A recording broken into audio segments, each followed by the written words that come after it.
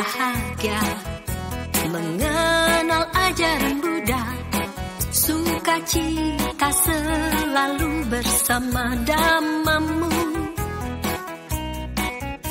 Setiap hari ku rasakan indahnya kasih-Mu Buddha.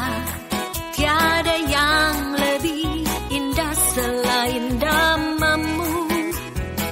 Damai tentram hatiku karena mengerti Dhamma. Mempraktekkan cinta kasih untuk damai semua. Damai tentram hatiku karena mengerti Dhamma. Mempraktekkan cinta kasih untuk damai semua.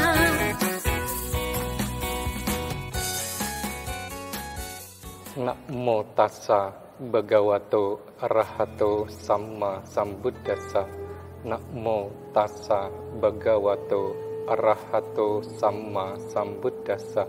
Namo tassa bhagavato arahato samma sambuddhassa. Pemirsa TVRI yang berbahagia, senang sekali kami kembali bisa menjumpai seluruh pemirsa dimanapun berada. Dan terimalah salam sejahtera, bahagia dari kami, Sotihotu Namo Buddhaya. Pemirsa TVRI, pendidikan adalah sangat penting dan merupakan fondasi utama di dalam kemajuan sebuah bangsa. Pada kesempatan ini, kita akan membahas tentang Buddha Dhamma sebagai landasan pendidikan. Kami sudah bersama dengan dua narasumber yang sangat luar biasa, Romo Toniyoyo dan Pak Heru Suherman sebagai praktisi pendidikan. Romo, apa kabar? Pak Heru, apa kabar? Namo Buddhaya. Namo Buddhaya. Romo, kita dan Pak Heru kita akan berbicara banyak tentang pendidikan. Pendidikan sangat-sangat penting dan utama, dan pemerintah juga sangat concern dengan pendidikan. Buddha Dhamma sebagai landasan pendidikan. Bisa dijelaskan, Romo, mengapa Buddha Dhamma bisa menjadi landasan pendidikan? Ya, pemirsa, ajaran Buddha mengandung banyak sekali hal-hal yang berkaitan dengan pendidikan. Buddha dalam kitab suci Dhammapada 152 mengatakan bahwa setiap orang harus belajar. Jika orang tidak belajar, maka dia akan menjadi tua, seperti halnya seekor sapi yang tubuhnya, dagingnya bertambah, tetapi kebijaksanaannya tidak bertambah. Juga dalam Manggala Sutta juga Buddha mengingatkan kita bahwa berpengetahuan, berketerampilan itu akan membawa berkah utama. Karena pengetahuan dan keterampilan jika digunakan dengan baik akan membawa kebaikan. Bisa lebih konkret, Romo, mengenai tadi yang Romo katakan seperti sapi itu? Ya, karena kalau kita hanya hidup, kemudian menjalani hari ke hari hanya makan, tidur, melakukan aktivitas hanya apa adanya, sedangkan kita tidak terus belajar, meningkatkan pengetahuan kita, meningkatkan keterampilan kita, memperkuat tingkah laku kita, maka tubuh kita akan bertumbuh, atau kalau sudah dewasa akan seperti itu saja, tetapi pemikiran kita, cara kita menghadapi masalah dan lain sebagainya tidak akan berkembang. Sedangkan kita tahu permasalahan dalam kehidupan ini luar biasa banyak, sehingga tanpa membekali diri dengan pendidikan yang berkelanjutan, maka akan sulit untuk menjalani hidup ini, kita nggak akan siap.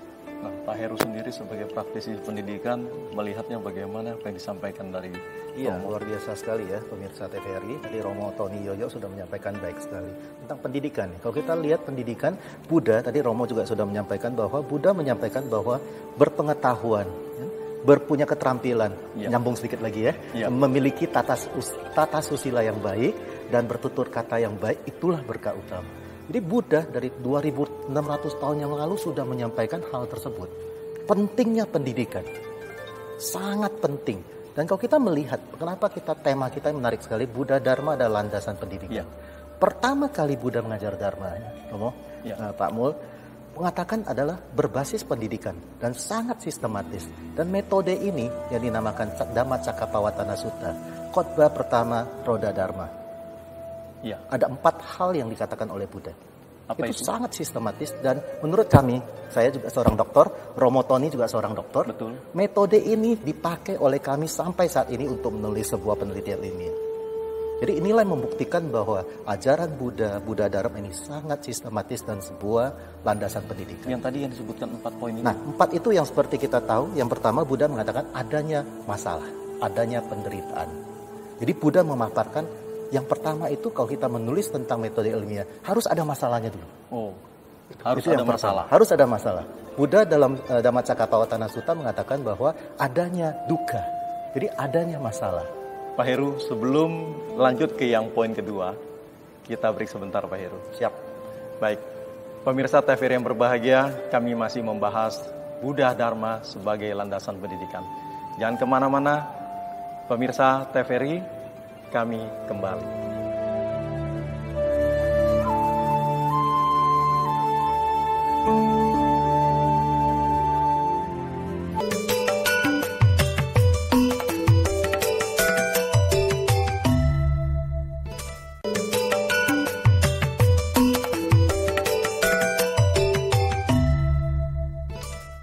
Pemirsa TVRI yang berbahagia, kembali di program Spirit Kehidupan Mibar Agama Buddha. Dan saya sudah ditemani oleh Romo Tony Yoyo dan Pak Heru Suherman sebagai praktisi pendidikan. Kita berbicara banyak tentang Buddha Dharma sebagai landasan pendidikan. Baik, Pak Heru, Ya. tadi sudah dijelaskan ada 4 poin. Ya. Silakan bisa ditambahkan. Ya, tadi yang pertama kan saya sudah menjelaskan bahwa Buddha mengatakan adanya masalah, adanya dukkha. Adanya masalah, Itu yang pertama. Yang kedua adalah sebab masalah. sebab masalah. Nah, jadi setiap masalah itu pasti ada sebabnya. Betul sekali. Nah, kemudian yang ketiga itu adalah kalau Buddha secara sistematis dan sangat rinci menjelaskan Dharma. Yang tiga ini adalah penderitaan ini, masalah ini dapat diselesaikan. Ya, Nah, jadi kalau kita nulis disertasi, kalau masalah tidak bisa diselesaikan ditolak kita ya. betul, betul sekali. Jadi Buddha mengatakan masalah ini dapat diselesaikan. Dan yang paling penting yang keempat adalah jalan menuju lenyapnya masalah. Caranya, Solusinya bagaimana? solusinya. Nah, jadi kalau kita melihat sampai hari ini ya, Romo Dokter kita menulis itu 4 panduan ini masih tetap kita pakai sampai hari ini. Lalu korelasinya hubungannya sebagai landasan pendidikan Buddha Dharma. Nah, ini itu empat yang ini. saya mau Iya. katakan bahwa justru Buddha Dharma dari awal diajarkan oleh Buddha sudah merupakan sebuah proses pendidikan. Pendidikan itu adalah sebuah usaha sadar dan terencana yang dilakukan secara berturut-turut dan berkelanjutan untuk meningkatkan potensi anak didik. Jadi sama sebenarnya. Kalau mau dikatakan ajaran Buddha, Buddha juga meningkatkan potensi, memunculkan potensi maksimal seorang manusia untuk mencapai tingkat kesejahteraan dan tingkat kebahagiaan. Dan yang paling penting adalah selesainya dukkha. Kita tidak lagi menderita, jadi masalah ini selesai. Nah, kalau kita di pendidikan kan kita kenal dasar dari pendidikan itu adalah ilmiah. Begitu dikatakan ilmiah, ada unsur kekritisan di sana. Betul. Kemudian ada unsur metodologi tersusun. Kemudian sistematis, artinya hubungan satu dengan yang lain harus dapat disampaikan dengan baik. Nah, saya kira apa yang dikatakan oleh Pak Heru tepat sekali, bahwa Buddha sudah memulai bagaimana untuk pendidikan itu secara terstruktur jauh lama sekali, 26 abad yang lalu. Luar Lalu, Romo, biasa. kalau kita praktikan sekarang ini masih banyak ya, kita lihat, kita tidak bisa pungkiri masih banyak yang belum paham tentang pendidikan, pentingnya pendidikan. Menurut Romo dan Pak Heru bagaimana ini? Siapa yang bersalah? Karena kita biasanya menyalahkan orang lain. Ya, tentu saja kalau kita mengatakan satu permasalahan, biasanya kita harus melihat dari berbagai sudut pandang. Tidak bisa kita menyalahkan satu pihak atau satu hal tertentu. Kita ambil salah satu contoh, Romo, misalnya seperti tawuran. Sampai sekarang ini masih terjadi. Padahal pemerintah sudah berupaya begitu keras sekali bagaimana menghentikan tawuran. Nanti Pak Heru akan bisa melengkapi dengan jauh lebih lengkap, lebih baik. Nah, sesungguhnya pendidikan itu tidak hanya aspek intelektual saja. Artinya pengetahuan Tidak hanya aspek intelektual saja. Lalu, Tetapi pendidikan itu harus multidimensi, multi aspek.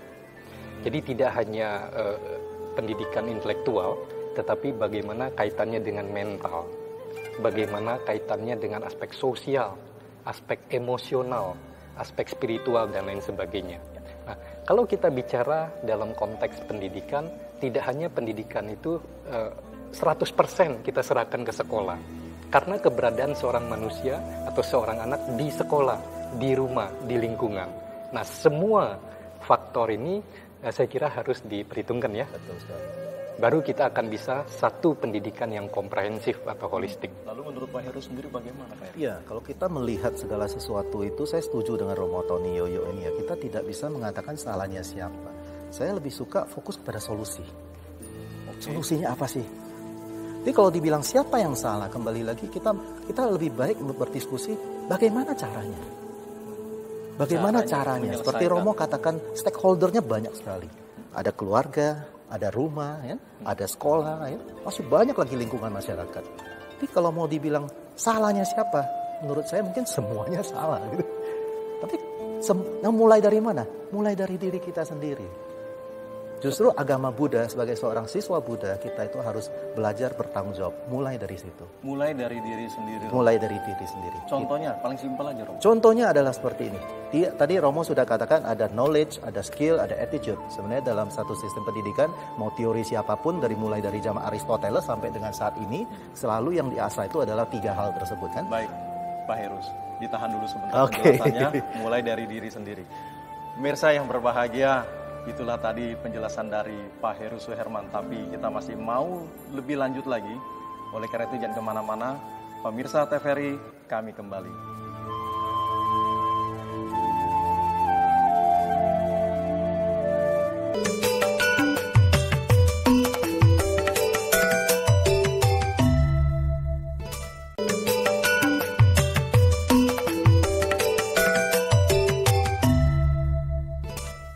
Pemirsa TVRI yang berbahagia, masih di dalam program Spirit Kehidupan Mimbar Agama Buddha bersama Romo Tony Yoyo dan Pak Heru Suherman, seorang praktisi pendidikan.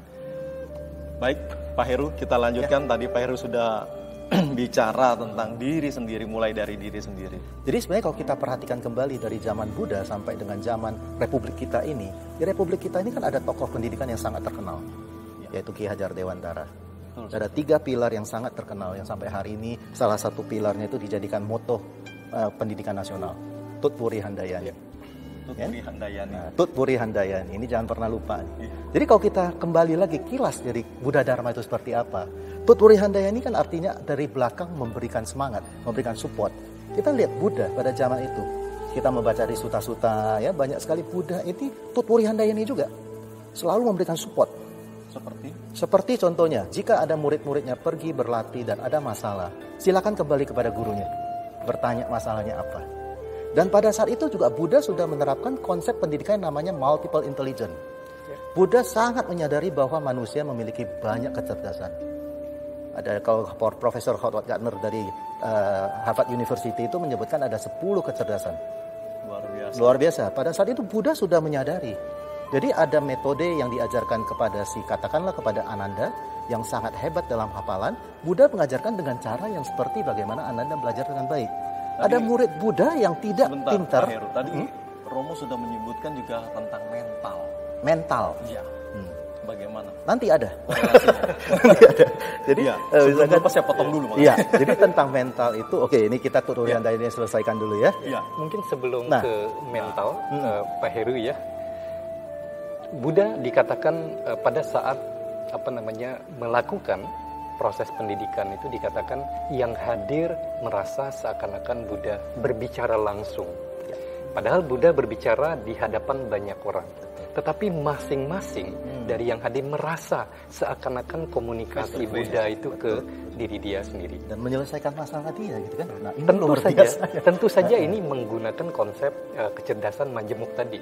Karena yang hadir kan macam-macam modelnya. Buddha mencampurkan itu dengan kemampuan yang luar biasa sehingga terjadi. Nah, sebelum Pak Heru, sebentar. Buddha juga dikatakan menggunakan cara mengajar 3. Yang pertama, Buddha mengajar secara detail dan mendalam. Artinya ada hal-hal yang memang perlu dielaborasi sehingga orang mengerti sepenuhnya. Yang kedua dikatakan Buddha itu kalau mengajar memberikan contoh. Memberikan Alasan kenapa ini harus kita pelajari.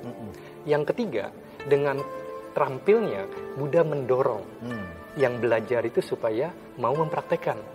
Nah, tergantung pada prakteknya mereka akan dapatkan manfaat dari praktek tersebut. Nah ini dia, 3 ini yang tadi saya mau katakan. Tuturi Handayani, Ingarso Sontolodo, Ingadi Wangunkarso. Dari zaman Buddha ternyata Buddha sudah mengajarkan hal seperti Baik, Pak Heru.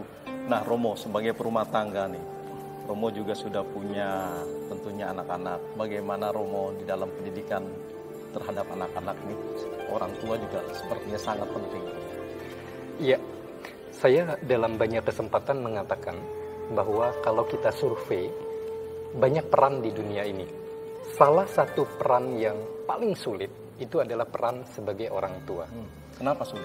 Karena sebagai orang tua harus memahami dan terampil dalam banyak sekali aspek.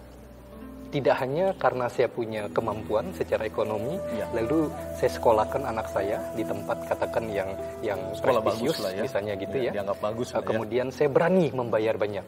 Lalu saya harapkan anak saya terbentuk menjadi individu yang sempurna, yang begitu pulang ke rumah saya nggak perlu lagi melakukan proses-proses pendidikan. Nah, saya melihat bahwa peran orang tua luar biasa. Karena orang tua adalah guru pertama. Buddha mengatakan seperti itu. Jadi peran itu harus diambil oleh orang tua. Kemudian berjalan waktu, peran sebagai pendidik itu berbagi dengan di sekolah, dengan lingkungan dan lain sebagainya. Jadi intinya adalah dalam pandangan kita, peran orang tua itu tidak lepas bahkan sampai anak mencapai potensi maksimalnya. Nah, Pak Heru sendiri melihatnya bagaimana? Yang selama ini Pak Heru. Setuju sekali. Kalau kami dalam di praktisi pendidikan ya, banyak sekali. Kalau ketemu dengan orang tua seperti ini, bahagia sekali sekolah ini. Bahagia ya? Bahagia sekali. Semua orang tua bisa pasti bekerja sukses, sama. Iya, bisa bekerja sama dengan sekolah ya kan. Kita harus sadari bahwa sekolah dengan rumah itu adalah partner. Jadi barangkali orang tuanya terlebih dahulu yang diberikan bagaimana sih caranya, karena belum ada nih sekolahnya orang tua mendidik anak. Itu dia. Gak ada kursus orang tua kan. Gak ada kursus menjadi orang tua maksudnya. Dan gak ada sekolah menjadi orang tua. Jadi gelar doktornya belum ada. Nanti kita bikin ya. Tetapi kita tidak boleh menutup mata karena ada sekolah-sekolah yang sudah punya cara pikir, pola pikir yang mengarah kepada perbaikan sistem pendidikan.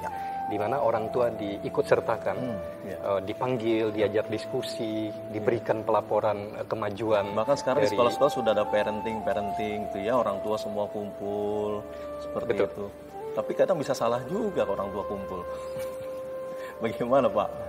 Kembali lagi kepada konsep diri sendiri tadi. Diri sendiri. Nah, diri sendirilah yang bertanggung jawab dan menerima segala konsekuensi terhadap opsi yang. Kalau saya tidak salah ada satu kalimat, diri sendiri adalah pelindung bagi dirimu sendiri. Bagaimana? Betul nggak Pak? Setuju. Tapi memang harus bisa lebih luas dielaborasi sedikit ya. Jadi kalau kita konsepnya hanya berhenti di sana, konsep meta karuna ini kita tidak berkembang.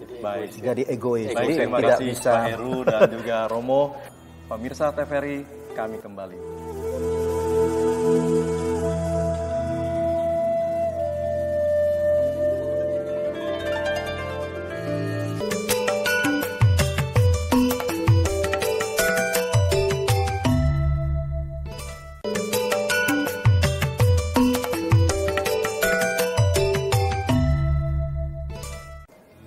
Pemirsa TVRI yang berbahagia, kembali bersama kami di Spirit Kehidupan Mimbar Agama Buddha. Dan pemirsa, bila mana pemirsa memiliki pertanyaan seputar agama Buddha, ajaran Buddha, atau yang berkaitan dengan pendidikan secara Buddhis, pemirsa bisa menanyakan melalui email kami di mab.tvri@gmail.com. Baik pemirsa, kita lanjutkan diskusi kita bersama Romo Toniyoyo dan Pak Heru Suherman. Romo dan Pak Heru, waktu sepertinya tidak cukup kita bicara pendidikan, ya nggak cukup nih. Bagaimana menurut Pak Heru dan Romo, penambahan sedikit untuk pemirsa sebelum kita akhiri acara kita? Pemirsa, banyak sekali ajaran Buddha berkaitan dengan pendidikan. Beberapa yang perlu selalu menjadi panduan kita.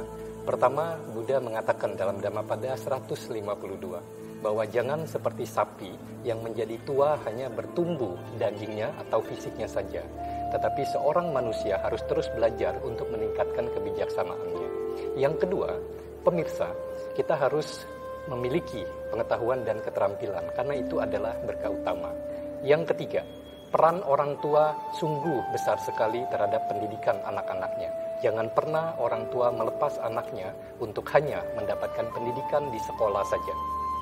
Kemudian, peran pendidikan adalah menumbuh kembangkan anak. Tidak hanya menumbuhkan secara fisik, tetapi juga mengembangkan secara mental, secara intelektual, kemudian secara emosional, sehingga seorang anak itu bisa mencapai potensi maksimal dalam kehidupan ini.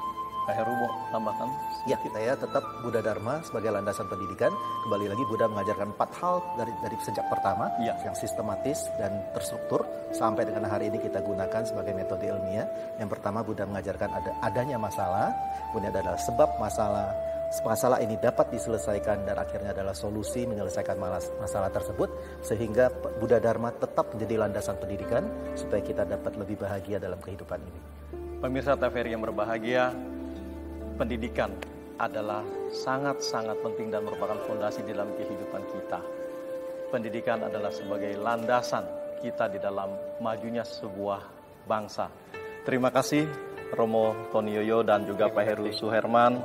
Pemirsa yang berbahagia, terima kasih atas kebersamaan Anda. Sekali lagi kami ingatkan, bila Anda ada pertanyaan, silakan bisa diajukan, ditanyakan melalui alamat email kami di mab.tvri@gmail.com.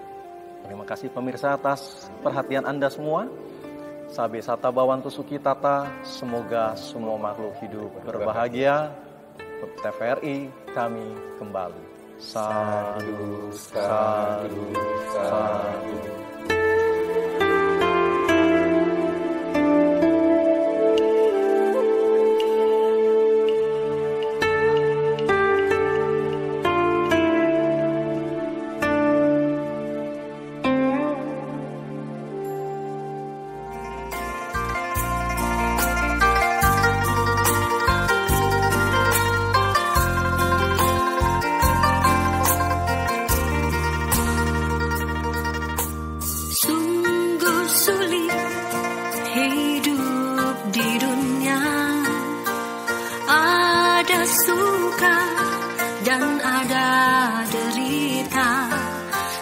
Berganti setiap hari. Kehidupan di dunia fana bagaikan roda yang berputar. Dikala duka melanda, dikala suka tercipta, janganlah engkau terlena olehnya. Dikala duka melanda, dikala suka tercipta, semua itu hanya fata morgana.